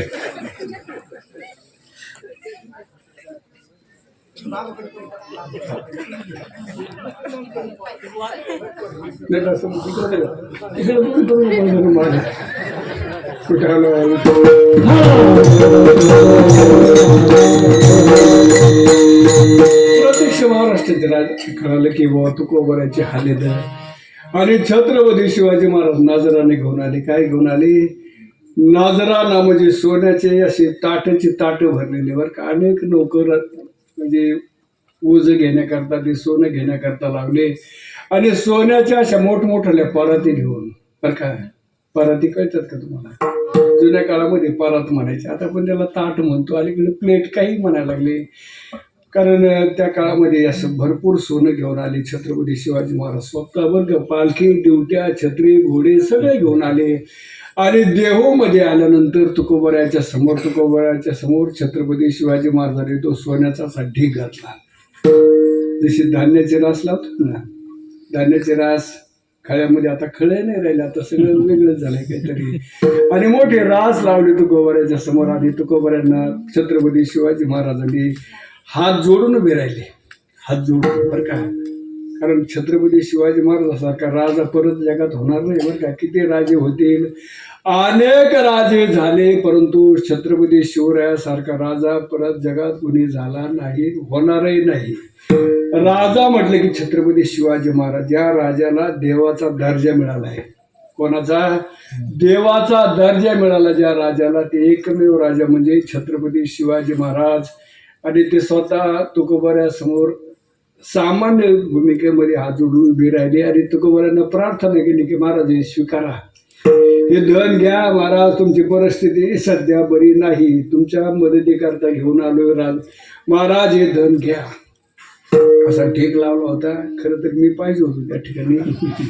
मी म्हटलं असतं राजे एवढ्याने काय होणार आहे, मला मोठा गड बांधायचा आहे, जमलं तर अजून काही पाठवून द्या. पण ते तुकोबराय होते. तुकोबराय म्हटले काय करायचं मला त्याचं, काय दिला ठेवा आम्हा विठ्ठलची व्हावा, आम्ही तेने सुखी म्हणा विठ्ठल विठ्ठल मुखी. राजे मला काय करायचं त्याच्यातलं मी साधू नाही. धन उचला चाल तेव्हा थांबू नका, इथं उचला ते, कारण सोने रुपये आम्हा समान, हे तुकोबरायांनीच म्हणावं, बरं का. आपल्याला म्हणायचा अधिकार नाही. सोने आणि माती आम्हा समान हे चित्ती, उचला चालते व्हाय छत्रपती, चालते व्हाय इतके म्हणजे कठोर भाषेमध्ये तुकोबराय बोलले. उचला ते घाण माझ्या समोरून उचला. आणि शेवटी सरदार होते ना तुकोबराय, छत्रपती शिवरायाचे सरदार. ते तुकोबरायांना म्हणतात महाराज तुम्हाला कळत कसं नाही हो, तुम्हाला कळत कसं नाही. तुकोबराय म्हटले काय चुकलं माझं, मला कळत नाही असं म्हणता. तुकोबरायांना ते कळालं ते जगात कोणाला कळालं का? होय, ज्ञानोबरायांना जे कळालं ते जगात कोणालाही कळू शकणार नाही. आणि मला कळत नाही असं का म्हणता रे बाबा, नो काय माझं चुकलं? ओ महाराज तुमची फार मोठी चूक झाली. ते सरदार म्हणतात का महाराज तुमची फार मोठी चूक झाली की तुम्हाला अजून तुमच्या समोर हात जोडून उभं कोणी तेच कळालं नाही. अहो ते राजे आहेत महाराष्ट्राचे, छत्रपती शिवराय हे महाराष्ट्राचे राजे आहेत. आणि नुसते राजे नाहीत, ते भगवान शंकराचे कोण येतं अवतार आहेत. छत्रपती शिवाजी महाराज हे भगवान शंकराचे अवतार होते. तुम्हाला ते कळालं कसं? तुकोबराय म्हटले अरे राजे असते ते तुमच्याकरता. स्पष्ट तुकोबराने उत्तर दिलं, राजे तुमच्या करता मला मुंगीन राजासारखाचे, मुंगिया निराव रामासारखाचे जीव हे तुकोबराने म्हणावं. हे वैराग्य जर बघायचं असेल तर फक्त एकमेव जगद्गुरु तुकाराम महाराज आणि असे जगद्गुरु तुकोबराय जीवनामध्ये मोठं कष्ट केलं, सतत देवाचं भजन केलं. दीनरजनी हाचे धंदा गोविंदाचे रासे भजन केलं, दिवसाय भजन केलं. भजनाशिवाय एक क्षण सुद्धा व्हायला जाऊ दिला नाही, बरं का. एक क्षण सुद्धा जागृती स्वप्नी पांडुरंग, जागेपणी भजन केलं, झोपेतही भजन केलं, स्वप्नातही देवाचं भजनच केलं. आणि त्या भजनाचा, त्या भक्तीचा, त्या नामस्मरणाचा जो आनंद जीवनामध्ये मिळाला, आनंदाची डोही आनंद तरंग, आनंदाची अंग आनंदाची आनंदुरी आजी आनंदरू, या बोधावर आमचे जगद्गुरु तुकोबराय जाऊन पोहोचले. आणि त्यांनी आपल्या सामान्य माणसाकडे बघितलं, बरं का.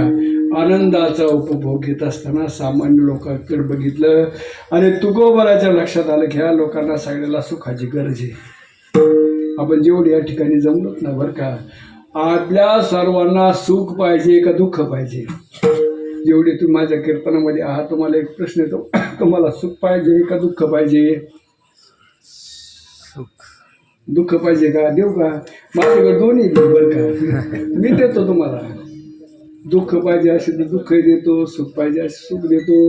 कारण मज लागी दुःख व्हावी, ऐशी कोणी भावी ना जीवी. आम्हाला सुख पाहिजे. आणि तुकोबरा सांगतात ते सुख पाहिजे असेल, तो आनंद पाहिजे असेल तर तुम्ही काय करा, मी जे केलं ते करा. तुकोबरा अभंगाच्या प्रथम चरणामध्ये सांगतो.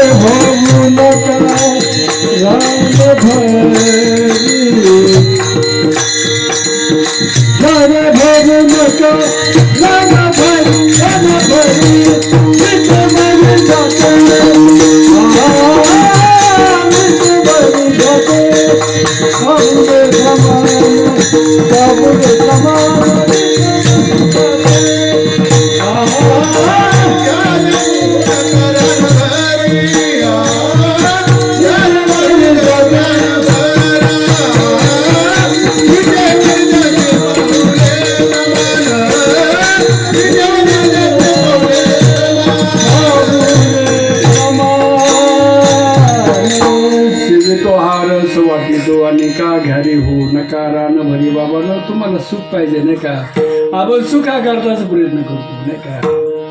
आज मिळेल, उद्या मिळेल, या वर्षी नाही मिळालं, पुढच्या वर्षी मिळेल.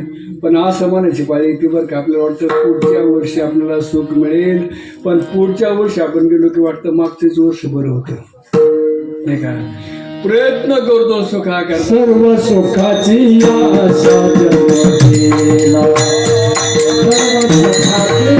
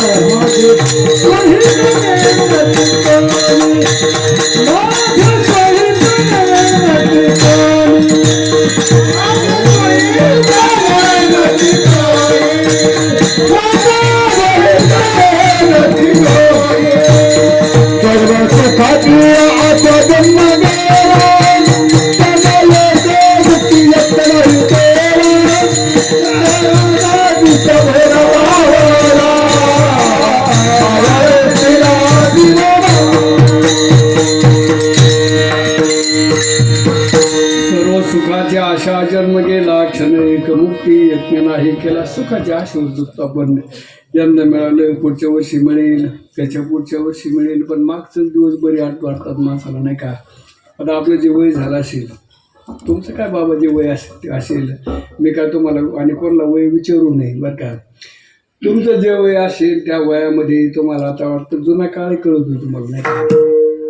म्हणजे गरिबीतला काळही कळतो ना आताचा काळ कळतो. जुन्या काळामध्ये माणसाकडे पैसा नसायचा बरं का, कुठल्या सुविधा नव्हत्या जुन्या काळामध्ये. तुम्ही ज्यावेळेस 10 वर्षाचे असताना त्यावेळेस कुठली लाईट नव्हती, तुमच्या खिशात मोबाईलही नव्हता, तुम्हाला बघाय करता घरात टी व्ही नव्हती. तुम्ही लहान असताना, खरं ते सांगतो, इथे काय कुठं बोलत नाही, तुम्ही लहान असताना तुमच्या घरात टी व्ही नव्हती, तुमच्या हातात घड्याळ नव्हतं, तुमच्याकडे मोबाईल नव्हता, तुमच्याकडं कुठं जरासं रात्री फिरायचं असलं तर बॅटरीसुद्धा हातात नव्हती. तुम्हाला अंधारात फिरावं लागत होतं. खरं का कुठं. पण मी तुम्हाला एक प्रश्न विचारतो, आज तुमच्याकडे सगळ्या गोष्टी, आता पैसा पाणी भरपूर आहे, बसायला मोटरसायकल आहे किंवा 4 चाकी गाडी आहे, पाहिजे त्या गोष्टी काय तुम्हाला, खिशात मोबाईल आहे, मग ते दिवस बरे का आताचे बरे? तेच बरे का. तर त्या काळामध्ये जे समाधान होतं ना, ते आज समाधान राहिलं नाही. कोट्याने पैसा पडला पण समाधान कुठे. असो इंद्राची संपत्ती, समाधान नाही जिथे. पैसा समाधान देऊ शकत नाही, तुमच्या सुविधा, तुमचा मोबाईल तुम्हाला सुख नाही देत, दुःख देतोय. कारण ह्या गोष्टी कशा दुःखाची प्राप्ती करून देणारे आहेत, आणि खरंच सुखाची प्राप्ती करून देणारा आमचा एकमेव पांडुरंग परमात्मा आहे. जे पांडुरंगाचे भक्त आहेत, जे भगवंताचे उपासक आहेत ना, ते समाधानी येतं, आनंदी येतं. या जगामध्ये असे बरं का, तुम्हाला खरं ते बोलतोय, जेवढा गरीब माणूस असेल ना तेवढा तो आनंदी आहे. जेवढा गरीब असेल ना तेवढा तो आनंदी आहे. आणि जितका धनवान असेल ना तितका तो आज दुःखी आहे जगामध्ये. गरीबाला झोपेची वाट बघावी लागत नाही. अंग टाकूस तो दमे. दिवसभर काबाड कष्ट केले ना, अंग टाकलं की लगेच भरायला लागतो. ते बघा ते ऊस तोडणारे बघत जा कधी कधी. तुम्ही जर एखाद्या सारखं कारखान्यापासून चालले त्या बैलगाडीमध्ये ती बैलगाडी हाकणारा, ऊसाची गाडी भरलेली असते, उन्हाचा कहार असतो, दुपारचे उन्हाच्या दिवसात दुपारी 1-2 वाजलेले उन्हाच्या कहारात तो अंग टाकतो झोपतो. त्याला झोपेची वाट बघावी लागते का? पण जेवढा श्रीमंत असेल ना, जेवढा श्रीमंत, सगळ्या सुविधा आहेत श्रीमंत लोकाला.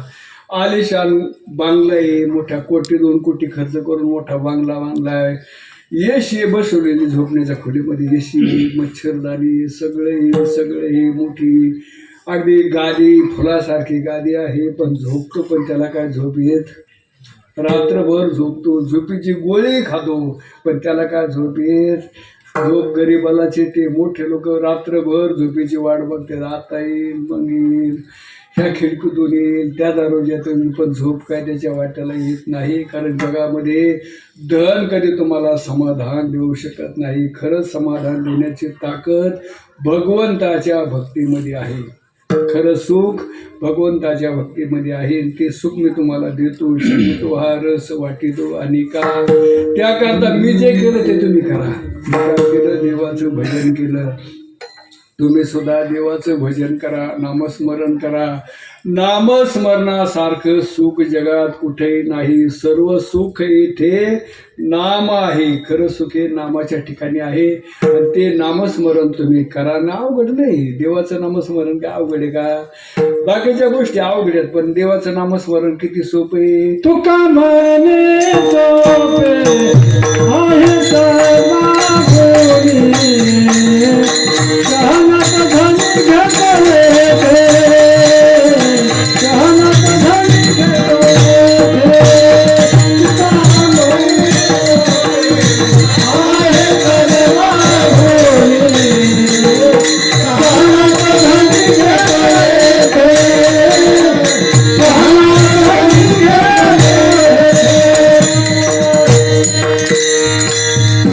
सोपं साधन सांगतो. नामसंकीर्तन साधन पै सोपे. तुका म्हणे सोपे आहे सर्वाभुनी. ज्ञानोबा सुद्धा म्हणतात बघ का, ज्ञानदेव म्हणे नाम हे सुलभ, ते नाम सोपे रे रामकृष्ण गोविंद. सोपं साधन आहे, अवघड नाही. सोपं आहे, गोड आहे बरं का. देवाचं भजन सोपं तर आहेच, पण ते कसं आहे? गोड आहे. किती गोड आहे? अमृताहुनी गोड नाम तुझे देवा. तुकोबाला सांगतं एवढं सोपं आहे आणि इतकं गोड आहे, तर जीवे गोड 3 अक्षर. अमृत दयास ठीक तुझे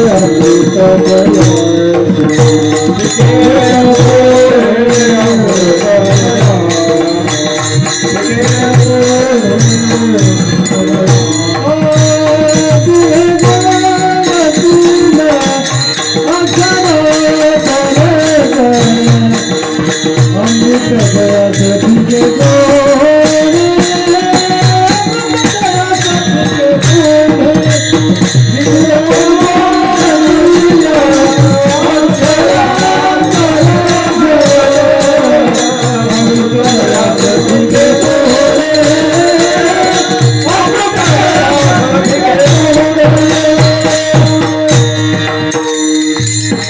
तुकोबारा म्हणतात इतकं गोड आहे, तर जिव्हे गोड 3 अक्षराचा रस, अमृत जयाशे फिके पुढे. तुकोबारा सांगतं ते भगवंताच्या नामाचे 3 अक्षर येतं. 3 अक्षराचा मंत्र आहे बरं का, पण इतका गोड आहे की त्या नामापुढं अमृत सुद्धा फिकं पडतं. कोणते 3 अक्षर? मी विचारलं बरं काय का गावामध्ये, महाराज मी विचारलं कोणते 3 अक्षर सांगा बरं. एक म्हटलं मी सांगतो. काय अवघड आहे? म्हटलं सांग बाबा. अमृतापेक्षाही गोड असणारे अमृतालाय फिकं पाडणारे 3 अक्षर सांगतो म्हटलंय. सांगतो महाराज, ते 3 अक्षर म्हणजे तंबाखू. किती गोडी होय, किती गोडी. त्याला तलप लागली त्याला विचारा, ती जर नसली ना तर कोणाच्या पुढे हात पुढे करतात. कधी कधी मला विचारतात, महाराज तुमच्याकडे तंबाखू आहे का हो? कारण तंबाखू जर नसले ना इतके माणसं लाचार होतात. मोठमोठे मंत्री सुद्धा एखाद्या गरीबाकडे तंबाखू मागतात. नाही का, एक पडले वळण. काही गरज आहे का हो तंबाखूची? काही वेळेस ना असे आहेत की आपल्याला त्याची गरज नाही, पण माणसं त्याचे नसलेल्या गोष्टीला चंडा म्हणजे लादून घेतात. 10 रुपयाची गरज आहे का? 10 पिणाराचं कल्याण होतं, जर पेत नाही त्याचं फार वाटोळ झालं असं काही आहे का? उलट वाटोळे कोणाच झालेत महाराज? पिणाराचे झाले का न पिणाराचे वाटोळ झालेत. 10 पिणाराचं कधी कल्याण होत नाही. 10 पिणारा बर्बाद झाल्याशिवाय राहत नाही. 10 पिणाऱ्याला समाजामध्ये कवडीची किंमत राहत. किती ज्ञानाच्या गप्पा मारा बरं का, पण जर 10 पिणारा माणूस असेल ना तर समाज त्याच्याकडे तुच्छतेने बघतो. काय ते पेताडे, किती खरं बोलतो. 10 कधी खोटं बोलत नाही बरं का. 10 पेलेला माणूस कधी खोटं बोलत नाही, खरंच बोलतो. पण लोक म्हणतात काय ते पेताडाचं खरे. खरं बोलून नाही लोक काय म्हणतात काय ते पेताडाचं खरे. आणि आमच्यासारखा महाराज खोटं बोलला तर लोक म्हणतात महाराज कुठं खोटं बोलत असतात का? तो बिचारा खरं बोल नाही, त्याला किंमत नाही, त्याला समाजामध्ये प्रतिष्ठा नाही, मान नाही, तरी कशाला पेतात बरं? ते काय गरज आहे का त्याची? नसलेलं कळून सुद्धा काय काय मूर्ख बांधतात बरं का. ज्याला आज व्यसन नाही ना, कळत नाही ना की व्यसन. तुम्ही बघा, तुम्हाला जर आज व्यसन नसेल ना, पियाताळ किती बरबाद झालेत बघा. किंमत नाही त्याला, समाजात किंमत नाही, गावात किंमत नाही, घरात किंमत नाही. लोक त्याला महत्व देत नाही. जाऊ द्या त्या पेताळाचं काय करायचं नाही का. तरी सुद्धा तुम्ही व्यसन करू नका. आणि एकदा गळ्यात पडलं ना बरं का, मी तुम्हाला अजूनही सांगतो, ज्याला व्यसन नसेल ना तितका भाग्यवान माणूस जगात नाही. नसतेला जर तुम्ही लचंड्या गळ्यात अडकून घेतलं ना, मग ते शोधण्याकरता ते मिळवण्याकरता माणसं कुठेही जातात. इथं आमच्याबरोबर कीर्तनाला आलाय तो आता सध्या शाळेवर शिक्षक आहे. हा जो बसलेला आहे ना शाळेवर सध्या शिक्षक आहे. पण तो शिक्षक असताना त्याला एक नाद लागला होता. मी काय कोणावर आरोप कर, खरं तेच सांगतो. त्याला एक नाद लागला होता. काय नाद लागला होता? आणि त्याला कोणची तलब लागली होती माहिती आहे का? ती ज्या तंतूची या समाजामध्ये चोरी, त्याला गांजा वाढायचा नाद लागला होता. नंतर मी विचारा निवान त्याला कीर्तन झाल्यावर, कीर्तनामध्ये ना काय महावासारखं त्याला काही म्हणू नाही का. आणि त्याला गांजा वाढत त्याला, आणि गांजा नाही मिळाला तू काय गावात मिळत नसतो बरं का. तो 25 किलोमीटर एका गावाला गांजा करता जात होता रोज बरं का, त्या पुढे करता. आणि इतकं अवघड त्याचं जीव. त्याला मी एक दिवस सांगितलं, बाबा आजपासून गांजा बंद कर, तुझं कल्याण होईल. जो माणूस गांजा करता गावगाव फिरत होता तो माणूस कुठं बसला आज?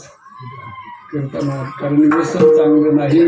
व्यसन बरबाद करताना एकदा गळ्यात भरलं की मग सोडायचं लय अवघड जातं बरं का. ज्याला जी तलब आहे ना सध्या बरं का, आता सध्या इथं जेवढी कीर्तनात बसली ना, ज्याला जी तलब आहे ना ती त्यांच्या खिशात आहे बरं का. मी काय कोणावर आरोप नाही, पण ज्याला जी तलब आहे ना ती प्रत्येकाच्या सध्या खिशात आहे. आणि ती जर मी झडती घेतली ना, मला काय करायचं तुमची झडती करून, पण एक गोणी भरमान एवढ्याच लोक सापडणार आहे. गोणी भरून बरं का. कोणाकडे तंबाखूच्या पुड्या, कोणाकडे पुढे भागत नाही मग लगेच चुन्याची डबी लागते, कोणाकडे बिड्याचे कटील सापड इथं बरं का. इथं कोणाकडे बिड्याचे कटील येतं, कोणाकडे ते काड्याचे डबडे येतं, कोणाकडे ते गांजाच्या पुढ्या सुद्धा बऱ्याच गाड्याकडे दिसते मला बरं का. चेहरा पाहिला की मी सांगतो, हा गांजडे, हा दारुडे, हा बिड्या ओढतो, हा तंबाखू होतो. चेहरा पाहिला की मला. पण मला काय करायचं तुमच्या झडते घेऊन? जेवढे जमलेत नाही तर बरं का, जेवढे मग ते इकडचे उजवीकडचे असो नाही तर समोरचे असो, बराच माल प्रत्येकाच्या जवळ आहे आता सध्या बरं का. मी काय झडते घेत नाही. काही गरज आहे का त्या व्यसनाची? करा ना त्याग. 4-8 दिवस ती त्याची आठवणी एकदा माणसाला विसर पडला की बरं लक्ष ते राहत नाही. त्याकरता त्या व्यसनाचा त्याग करा. आणि एक व्यसन सगळे करा. तुम्ही सगळेजण एक व्यसन करा. कोणतं व्यसन करा तर विद्या व्यसनम व्यसनम अथवा श्रीपाद सेवनम व्यसनम. भगवंताच्या नामाचं व्यसन लावा. कोणतं लावा? भगवंताच्या नामाचं. तुकोबराने लावलं होतं बरं का. तुकोबऱ्यांनी भगवंताच्या नामाचं व्यसन लावलं. ते म्हणता काय बोलता महाराज, मोगम बोलत जाऊ नका. तर तुकोबऱ्यांनी आपल्या वाचेला सांगितलं होतं बरं का. तुकोबऱ्यांनी आपल्या वाचेला सांगितलं की वाचे तू एकच काम कर.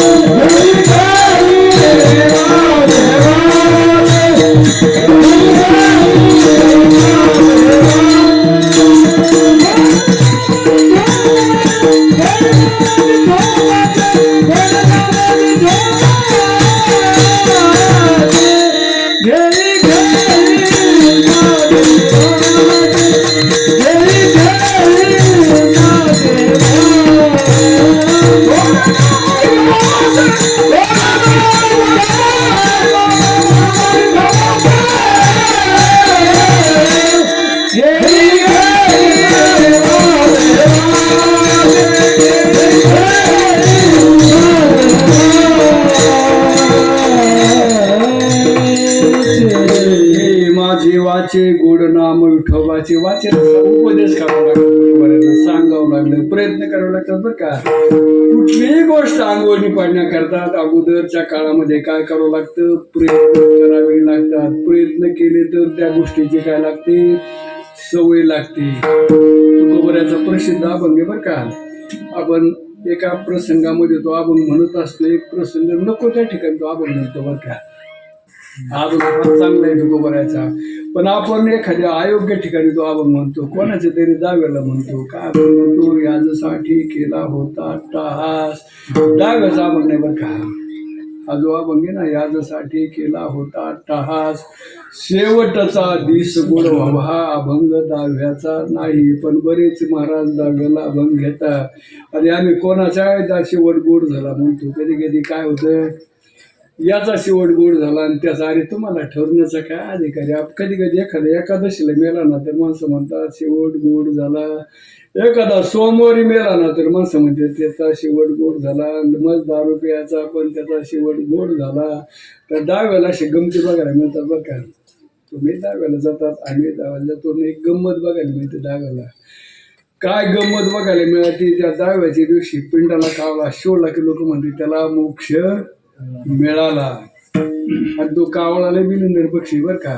तो चांगल्या माणसाच्या दाव्याला कधी शिवत नाही. मी बऱ्याच ठिकाणी वारकऱ्याच्या दाव्याला गेलो, पण बऱ्याच ठिकाणी वारकऱ्याच्या दाव्याला कावळा शिवला नाही. आणि मी अनेक दाव्याला जातो, माझ्या जेवढे दावे बघितले ना तर एका दारुड्याचा दाव कधी फेल जात.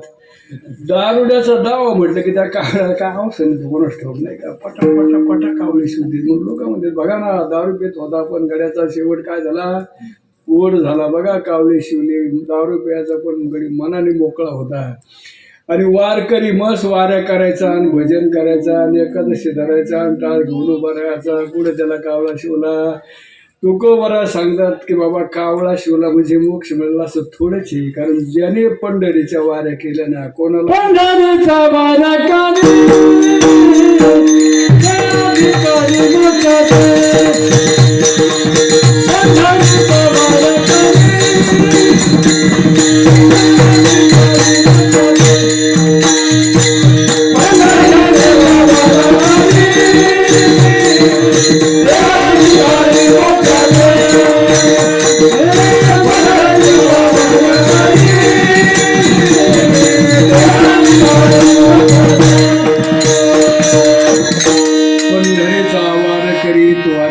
मोक्षाचा ज्याने वारे केले त्याला मोक्ष.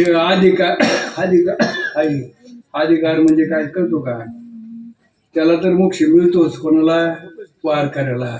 मग अधिकारी का म्हणता, पर तुम्ही लय शांत बसत जा. कारण तुम्ही जर अशी एडवण करायला लागली तरी मोठ्या माणसाला अवघड नाही का भाऊ. त्याच्याकरता पोर शांत बसत जा. कीर्तन खोट्यानच करतो, कारण कीर्तन करायचं लक्ष विचलित होईल असं काय करीत जाऊ नका. शांत राहा. पोरच आहेत बाबा.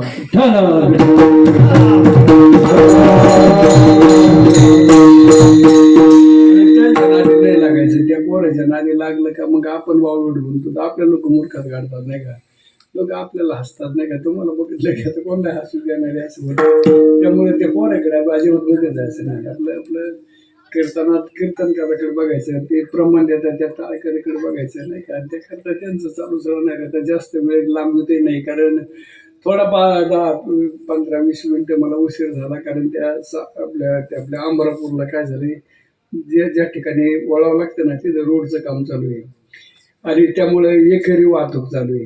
नेमकं ते अमरापूर गावाच्या जवळ काय झालं, एकेरी वाहतूक सुरू झाली आणि तिकडून नगरकडून येणारे वाहन आणि इकडून शेवगावकडे जाणारे वाहन, तिकडून पाथर्डीकडे येणारे वाहन, तिथं काय होते, रस्ता काय सापडत नाही. तिथं मला जो अर्धा पाऊण तास, मी अगदी वेळेच्या अगोदर येणार होतो, पण अर्धा पाऊण तास आमचा तिथंच गेला आणि त्यामुळं मला कीर्तनाला यायला उशीर झाला.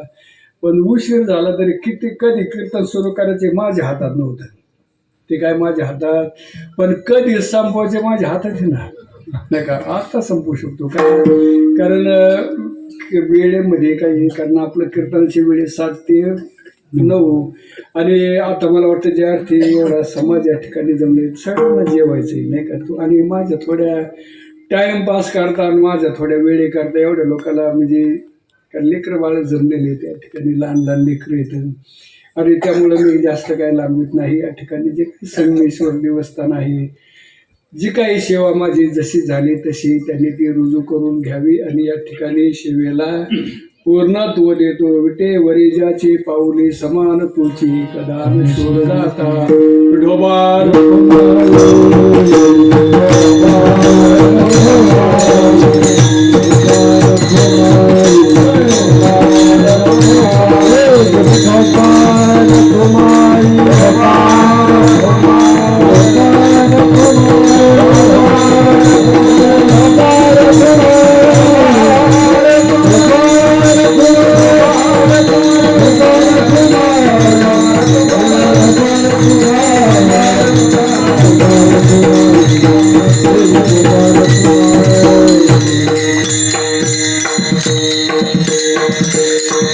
सेवेतो हा वाटिलो अनेक आघाडी हो नका रान भरे. विटे वरिजाची पाऊले समान तुची, एकदा न शूरदाता.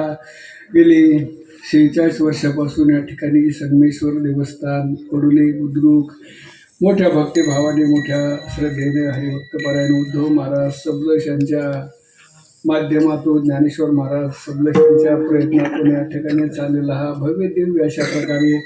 सुरुवातीला माणसं जर थोडे होते, पण जमता जमता जमता भरपूर अशा प्रकारे भाविकांची लेकरं बाळं जास्त असतात. 7 ते 9 कीर्तन म्हटलं ना, लेकरं बाळं जास्त असतात आणि लेकरं बाळांनी चांगलं थोडं काही गोष्टी लक्षात ठेवायच्या की मोठ्या माणसाची टिंगल टवळी करीत जाऊ नये नाही का. आपल्यापेक्षा वयाने जे मोठे आहेत ना त्यांचा आदर ठेवी जावा, त्यांची टिंगल करायची त्या बाबाची. त्यामुळं होतं काय, थोडं कीर्तनकारावर त्याचा परिणाम होतो आणि कीर्तनकारचं लक्ष, आता मी सगळं लक्ष आहे बाबाकडे लागले. त्यामुळे काय होतं, असं पोरं करीत जाऊ नका उद्यापासून का. मला माझ्या कीर्तनात करी नका, मी सहन करतो, पण काही काही कीर्तन करायला तापड असते बरं का, काही बोलून जाते काहीतरी. त्याकरता थोडी शांत राहत जा. ज्ञानेश्वर महाराज